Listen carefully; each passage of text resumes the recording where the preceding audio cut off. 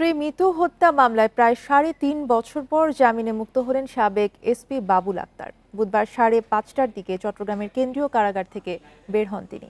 বাবুল আক্তারের আইনজীবীর দাবি, আইনি লড়াইয়ে এক ধাপ বিজয় পেলেন তারা। শিগগিরই বাবুল আক্তার এই মামলা থেকে খালাস পাবেন। তবে কারাগার কর্তৃপক্ষের নিষেধ থাকায় গণমাধ্যমে কথা বলেননি বাবুল আক্তার। এর আগে ২০২১ সালের ১২ মে স্ত্রী মাহমুদা খানম মিতু হত্যা মামলায় প্রধান আসামি হিসেবে গ্রেপ্তার হন বাবুল আক্তার। এরপর থেকে কারাগারে ছিলেন তিনি। গত ২৭ নভেম্বর বিচারপতি মোহাম্মদ আতওয়ার রহমান ও বিচারপতি আলী রেজার হাইকোর্ট বেঞ্চ তাকে জামিন দেন। আগে থেকেই বলে আসছে বাবুল আক্তার যে আমাকে ষড়যন্ত্রমূলকভাবে আমার এককালীন বস পিবিআই প্রধান বাবু মনোজ কুমার আমাকে এই মামলায় জড়িয়েছে, এবং যেহেতু উনি পিবিআই এর প্রধান, সেই জন্য ওনার ইঙ্গিতে পিবিআই চট্টগ্রামের অফিস অতি তৎপর ছিল ওনার বিরুদ্ধে মামলা প্রমাণ করার জন্য।